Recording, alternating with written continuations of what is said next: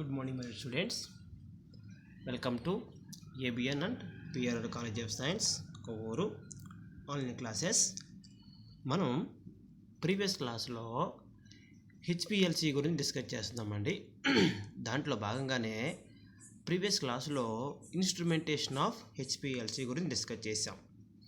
ఆ క్లాసులో హెచ్పిఎల్సి యొక్క బ్లాక్ డయాగ్రామ్ ఎలా ఉంటుంది, హెచ్పిఎల్సిలో ఉన్నటువంటి బేసిక్ పార్ట్స్ ఏంటి, ఓకే, ఆ బేసిక్ పార్ట్స్లో మనం మోస్ట్ ఇంపార్టెంట్గా పంప్స్ అని, మిక్సింగ్ యూనిట్స్ అని, గ్రేడియంట్ యూనిట్స్ అని, అలాగే కాలమ్స్ అని, అలాగే నెక్స్ట్ డిటెక్టర్స్ అని, అలాగే రికార్డర్స్ అని, ఇలాగ కొన్ని ఇంపార్టెంట్ బేసిక్ పార్ట్స్ హెచ్పిఎల్సి యొక్క ఇన్స్ట్రుమెంట్ గురించి డిస్కస్ చేసామండి.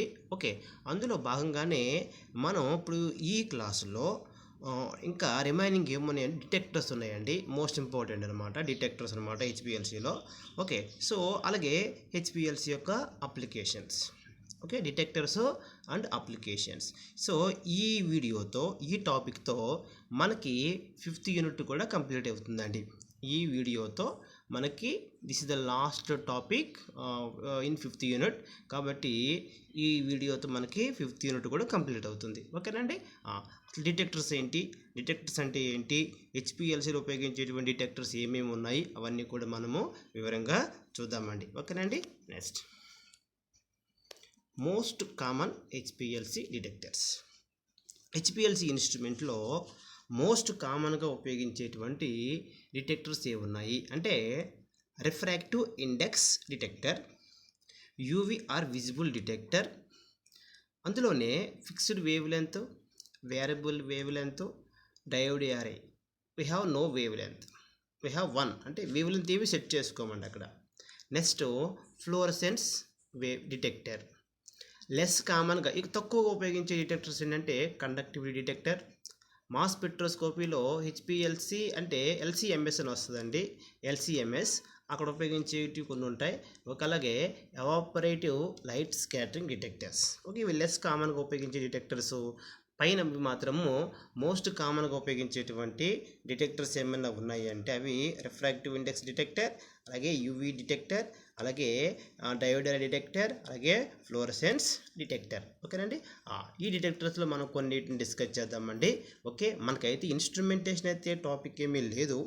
ఆడు ఓన్లీ మన సిలబస్లో ప్రిన్సిపల్ అప్లికేషన్స్ ఉంటే చెప్పమని ఉంది. బట్ మనం ఇన్స్ట్రుమెంటేషన్ కూడా నీట్గా డిస్కస్ చేస్తున్నాం. అందులో చక్కగా ఈ డిటెక్టర్స్ని కూడా మనము డిస్కస్ చేద్దామండి. ఓకేనండి. Next refractive index detector. Refractive index detector. So ఈ రిఫ్రాక్టివ్ ఇండెక్స్ డిటెక్టర్ అనేది this is a non specific are universal detector అన్నమాట. ఇది ఒక పర్టిక్యులర్ టైప్ ఆఫ్ కాంపౌండ్స్కి సెపరేట్ చేస్తే వాటిని డిటెక్ట్ చేయడానికి పనికొస్తుంది అంటే అదంటూ ఏమీ లేదండి. ఇది non specific detector. Okay, so అసలు డిటెక్టర్ అంటే ఏంటి, అది ఫస్ట్ ఆఫ్ ఆల్ అసలు what is meant by detector.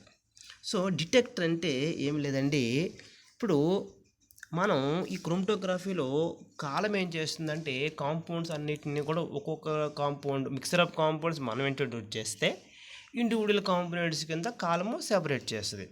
మరి అలా ఇండివిజువల్గా సెపరేట్ అయిన కాంపౌండ్స్ అవి ఏంటి అది మనకి తెలియాలి అంటే ఆ కాంపౌండ్స్ని డిటెక్ట్ చేస్తుంది అనమాట. ఆ డిటెక్ట్ చేసేటువంటి వాళ్ళని ఏమంటారంటే డిటెక్టర్ అంటారు అనమాట. డిటెక్టర్ తనలోకి వచ్చినటువంటి ప్రతి కాంపౌండ్ని డిటెక్ట్ చేసి ఆ సిగ్నల్స్ని వాటిని ఎలక్ట్రికల్ సిగ్నల్స్ అంతా కన్వర్ట్ చేసేసి వాటిని అక్కడ నుంచి రికార్డర్కి పంపిస్తాయి అనమాట. ఆ రికార్డర్ ఏంటంటే మనకు క్రోమటోగ్రామ్ రికార్డ్ చేస్తుంది. కాబట్టి డిటెక్టర్ అనేది చాలా చాలా ఇంపార్టెంట్.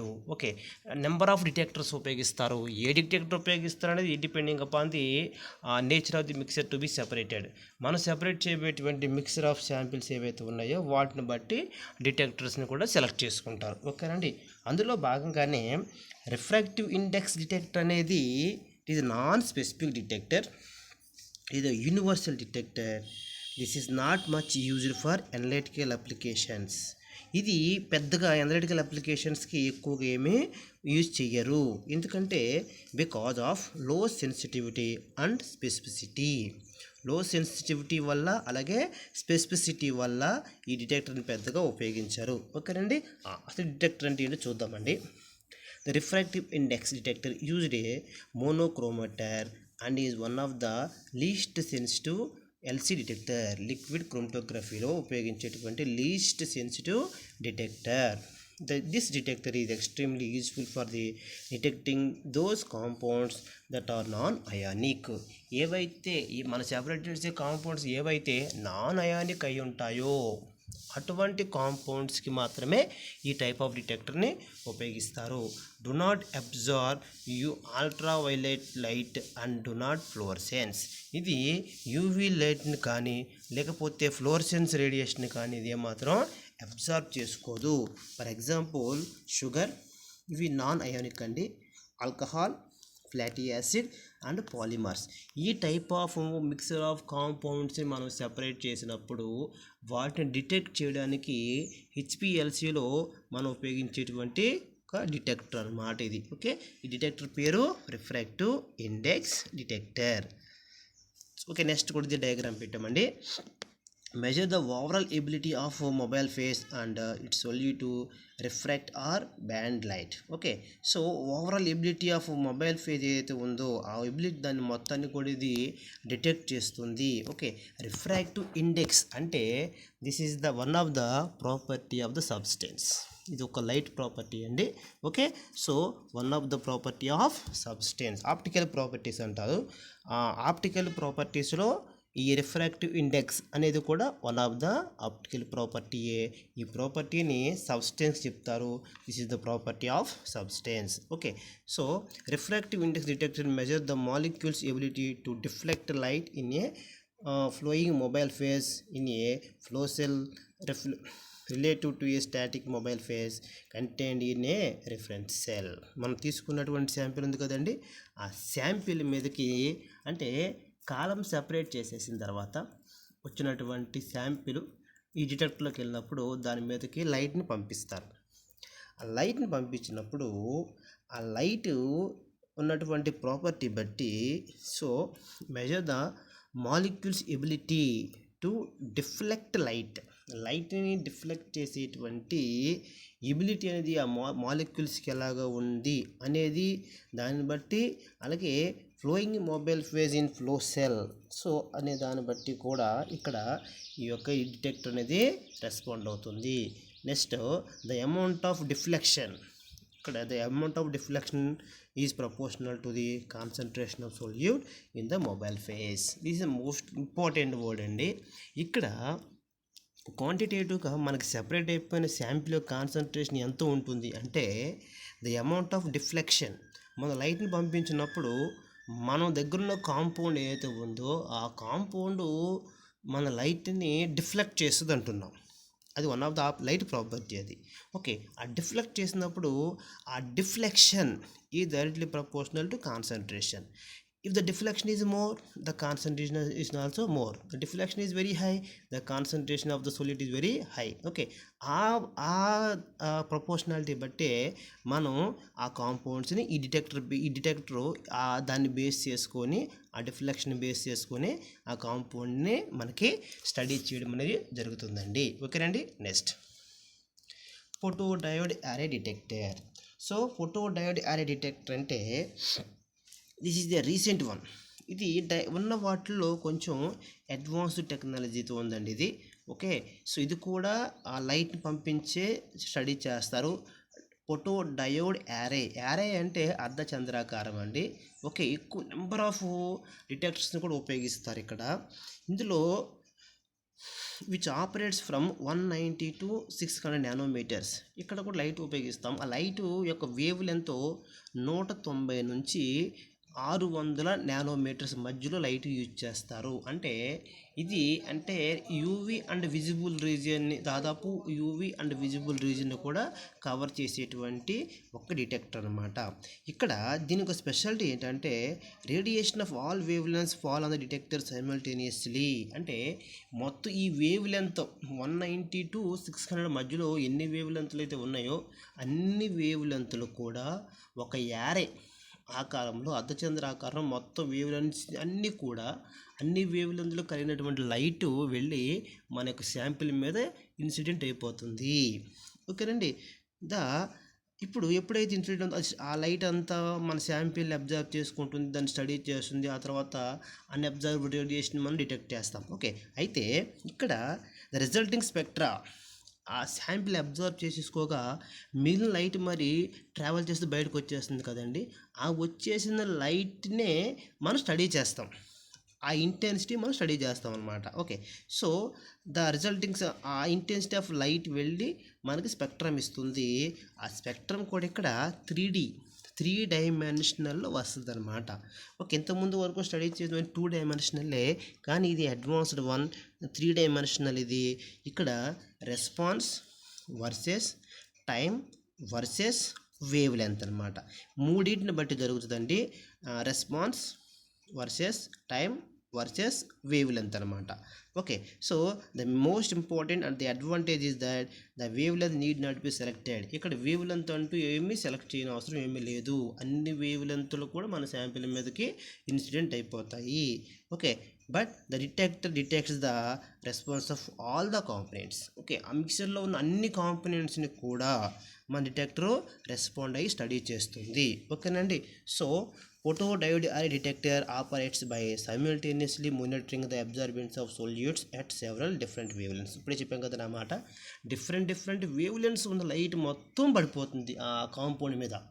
ఓకే, అప్పుడు ఏమవుతుంది, సైమల్టేనియస్గానే మానిటరింగ్ చేస్తాం. ఇప్పుడు ఎవరిని, absorbance of solutes. Absorbance of solutes అంటే ఏంటి, మనం లైట్ పంపించాము, ఆ లైట్ ఆ శాంపిల్ మీద పడుతుంది, ఆ సెపరేట్ అయిన కాంపౌండ్స్ పడుతుంది. ఆ కాంపౌండ్స్ కొంత లైట్ని అబ్జర్వ్ చేసుకుంటాయి, కొంత లైట్ని వదిలిపెట్టేస్తాయి. ఆ రిమైనింగ్ అన్అబ్జార్బ్డ్ రేడియేషన్ని మనము సైమల్టేనియస్గా మానిటరింగ్ చేసి ఓకే నెక్స్ట్ ఏం చేస్తామంటే కాంపౌండ్స్ అన్నిటిని కూడా మనం స్టడీ చేయొచ్చు. ఓకేనండి. Light from the broad emission source such as deuterium lamp is collimated by an achromatic lens system so that the total light passes through the detector cell. Okay, ఇక్కడ ఉపయోగించేటువంటిది ఏంటంటే deuterium lamp. మనం light పంపిస్తాం కదండి, ఆ light ఎక్కడి నుంచి వస్తుంది అంటే డ్యూటెరియం ల్యాంప్ అనే ల్యాంప్ దగ్గర నుంచి ప్రొడ్యూస్ అయినటువంటి లైట్ అనమాట. Okay, in this way the sample is subjected to light of all wavelengths holographic grating అనమాట. ఆల్ వేవ్ లెంత్స్ కూడా మన లోపలికి ఎంటర్ అయిపోతాయి అనమాట, generated by the lamp. The dispersed light అంటే ఏదైతే లైట్ డిస్పర్స్ అయిపోయిందో, రిమైనింగ్ అన్అబ్జర్బుల్ లైట్ ఏదైతే ఉందో, dispersed light from the grating is allowed to fall on the diode array. The array may contain many hundreds of diodes and output from each diode is regularly sampled by computer and stored in the hard disk. ఇక్కడ నుంచి అంతా కూడా computer చూసుకుంటుందండి. అయితే మనం చూసుకోవాల్సిన most important point ఏంటంటే wave length ఏమీ select చేయము, మొత్తం లైట్ అంతా కూడా శాంపిల్ మీద పడుతుంది, సైమల్టేనియస్గా మొత్తం అంతా డిటెక్ట్ చేయబడి మొత్తం అంతా కూడా మనకి డయోడ్ యారెట్లోకి పంపించి వేయబడుతుంది. అర్ధచంద్రాకార ఆకారంలో పంపిస్తే మొత్తం అంతా కూడా స్టడీ చేసేస్తుంది. ఓకేనండి. నెక్స్ట్ ఇంకో డయాగ్రామ్లో చూద్దాము.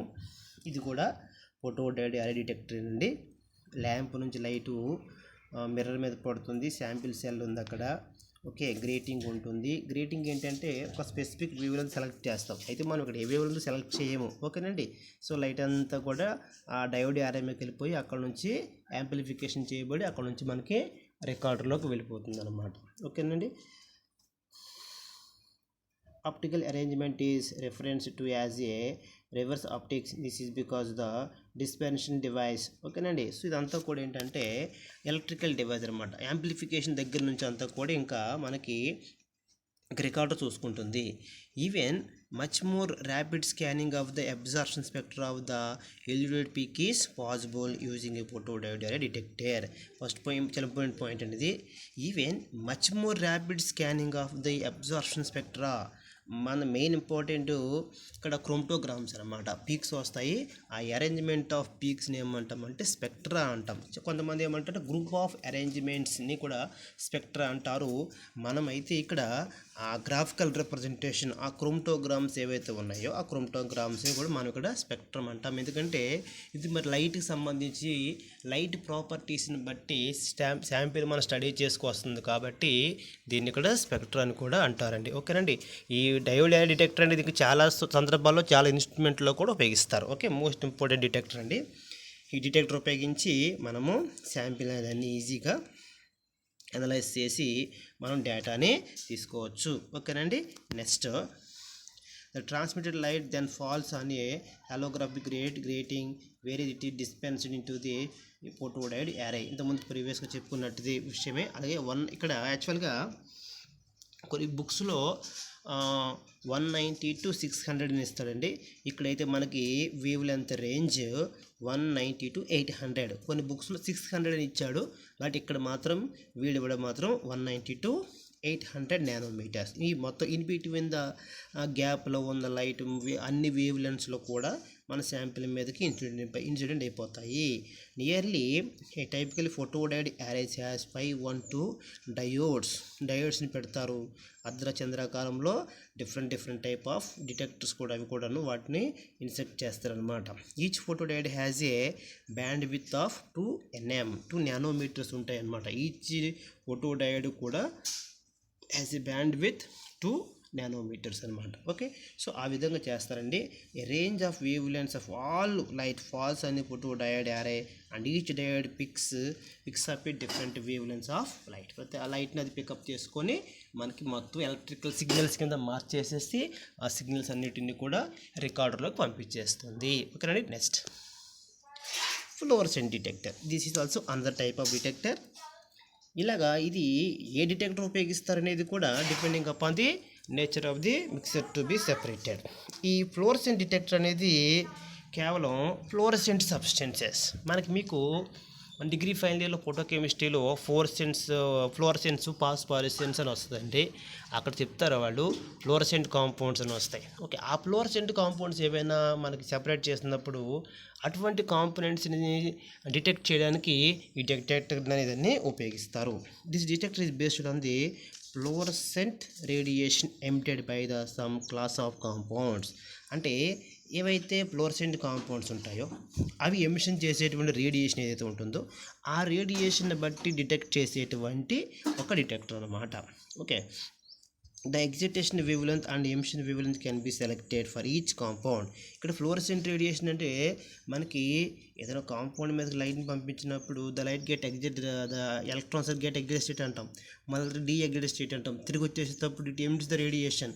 ఆ ఎమిటెడ్ రేడియేషన్ ఏమంటే ఫ్లోరసెన్స్ రేడియేషన్ అంటాం. అయితే అలా ఎమిషన్ చేసేటువంటి ఫ్లోరసెంట్ కాంపౌండ్స్ ఏవైతే ఉన్నాయో వాటిని స్టడీ చేయడానికి ఈ డిటెక్టర్ యూజ్ అవుతుంది. This detector has more specificity and selectivity. The disadvantage of that this detector is some compounds are non-fluorescent. అయితే ఈ డిటెక్టర్ డిసడ్వాంటేజ్ ఏంటి సార్ అంటే మరి అన్ని కాంపౌండ్స్ ఫ్లోరసెంట్ కాంపౌండ్స్ కాదు కాబట్టి కొన్ని కాంపౌండ్సే ఫ్లోరసెంట్ కాంపౌండ్స్ కాబట్టి అటువంటి ఫ్లోరసెంట్ కాంపౌండ్స్ డిటెక్ట్ చేయడానికి మాత్రమే ఈ యొక్క డిటెక్టర్ని మనం ఉపయోగిస్తాము. ఓకేనండి. Next, fluorescent detector for HPLC are similar in designing to fluorometer and spectrofluorometer. ఈ ఫ్లోరోమీటర్ స్పెక్ట్రోఫ్లోరోమీటర్ వర్డ్స్ మీకు తెలియదండి. నిజానికి ఎంఎస్సిలో ఉన్నాయి, ఎంఎస్సి అనలిటికల్ కెమిస్ట్రీలో వస్తాయి ఇవి. ఓకేనండి. సో దానిలాగే ఉంటుంది డిటెక్టర్ అంట. The fluorescent detector is a non ideal detector for those solutes that exhibit molecular fluorescence. అంటే ఏదైతే ఫ్లోరసెంట్ కాంపౌండ్స్ ఉన్నాయో వాటికి మాత్రం ఇది ఈజీగా మనకి స్టడీ చేయొచ్చు. Okay, their sensitivity depends upon the fluorescent properties of the components in the elute. So elute అయ్యే కాంపౌండ్స్ యొక్క ఫ్లోరసెంట్ నేచర్ బట్టి అవి లైట్ పడినప్పుడు అవి they get excited state and de-excited state. It emits the radiation. that emitted radiation is called as fluorescent radiation. Such type of compounds are called as fluorescent compounds. అటువంటి కాంపౌండ్స్ని study చేయడానికి ఈ detector help అవుతుంది.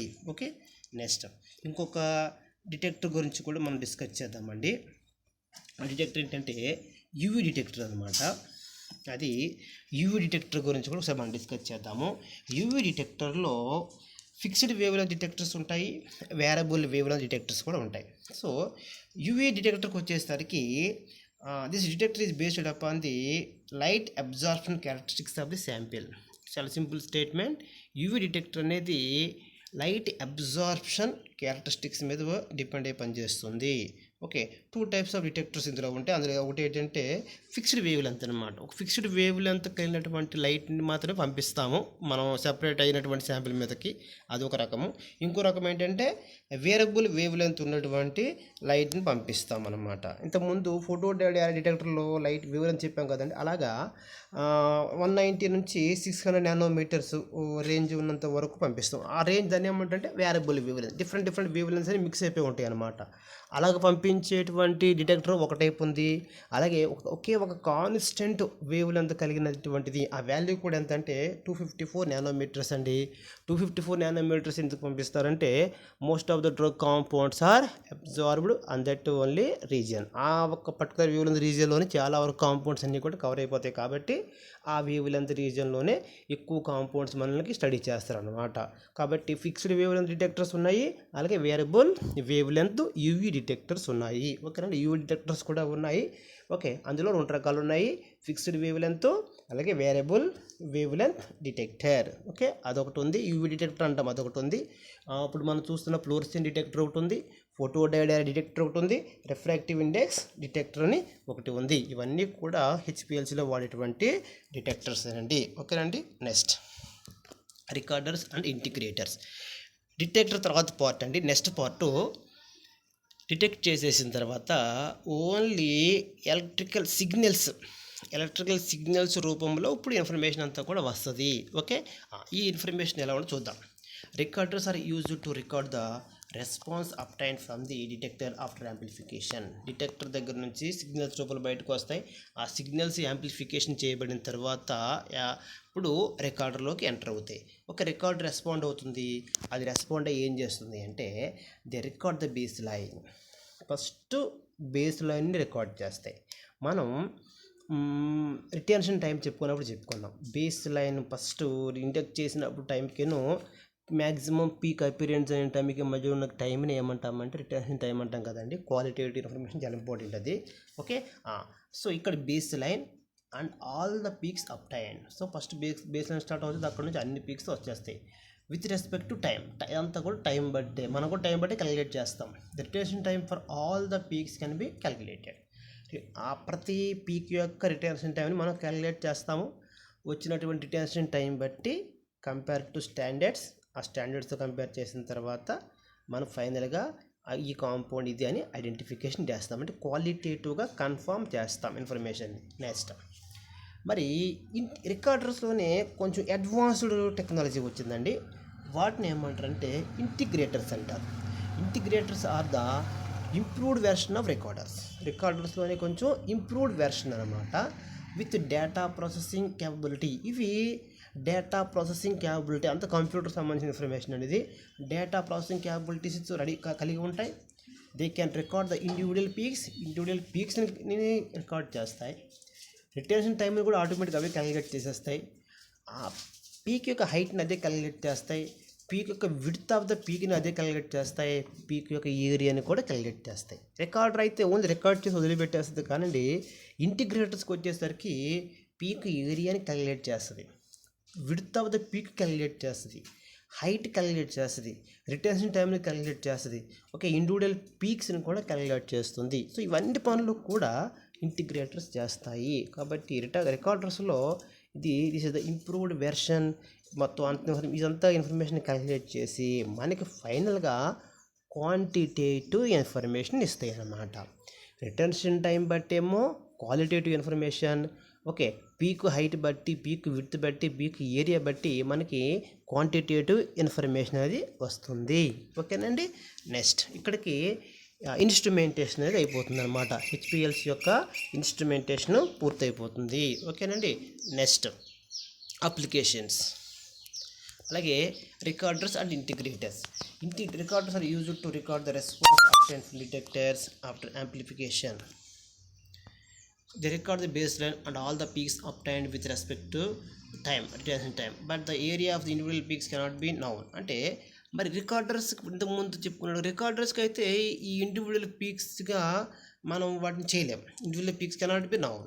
కానీ integrators ఏం చెప్తున్నాడు, improve version of recorder. ఇంతకుముందు చెప్పినప్పుడు ఇదేనండి, with data processing capability, height and width of the peaks, peak area. ఈ స్లైడ్ వదలడానికి కారణం ఏంటంటే పర్సంటేజ్ ఆఫ్ ఏరియా కూడా వచ్చేస్తుందండి. Integrators provide more information on peaks than recorders. Integrators అనేవి provide more information on peaks than recorders. Recorders కంటే కూడా more ఇన్ఫర్మేషన్ని ఇంటిగ్రేటర్స్ ప్రొవైడ్ చేస్తాయి. Okay, next application, the last one, applications. Okay, so ఇక్కడ చూడండి, HPLC అనేది మ్యాక్సిమం నెంబర్ ఆఫ్ అప్లికేషన్స్ కలిగి ఉంటుందండి. ఇండస్ట్రీలో మ్యాక్సిమం ఇండస్ట్రీలు ఎక్కువ పెద్ద ఇండస్ట్రీస్ అన్నింటిలో కూడా హెచ్పిఎల్సీలో ఉపయోగిస్తారు. ఓకే, అందులో ఫస్ట్ డ్రగ్ డిస్కవరీ. మనం ప్రిపేర్ చేసే డ్రగ్స్ ఏవైతే ఉన్నాయో వాటిని డిస్కవరీ చేసేటప్పుడు కూడా, అంటే మనం ప్రతిదీ కూడా పాయింట్ వైజ్గా రాసుకోవాలి. HPLC is useful for the drug discovery. Next chemical analysis పనికొస్తుంది. నెక్స్ట్ ప్రొటెమిక్స్ దీనికి పనికి వస్తుంది. అలాగే ఫోరెన్సిక్ కెమిస్ట్రీ, ఫోరెన్సిక్ డిపార్ట్మెంట్ అంటారు కదండి, ఆ ఫోరెన్సిక్ డిపార్ట్మెంట్లో కూడా పనికి వస్తుంది. అలాగే డ్రగ్ మెటబాలిజం స్టడీ, మన యొక్క డ్రగ్ మెటబాలిజం ఎలా ఉంటుంది, మన బాడీలో మెటబాలిజం రియాక్షన్స్ ఉంటాయండి, వీటికి చెప్పింది డ్రగ్ మెటబాలిజం స్టడీ చేయొచ్చట. అలాగే ఎన్విరాన్మెంటల్ కెమిస్ట్రీలో కూడా ఈ యొక్క హెచ్పిఎల్సి ఉపయోగిస్తారు. లైక్ మన యొక్క ఎయిర్లో ఉన్న శాంపిల్ని కలెక్ట్ చేసి దాంట్లో టాక్సిక్ ఎలిమెంట్స్ ఉన్నాయా, ఏమున్నాయి, ఎంత ఉన్నాయి, అవన్నీ కూడా చెప్పొచ్చండి. ఓకే, పొల్యూషన్కి సంబంధించినమాట. అలాగే డయాగ్నోస్టిక్ స్టడీస్ని చేయొచ్చు.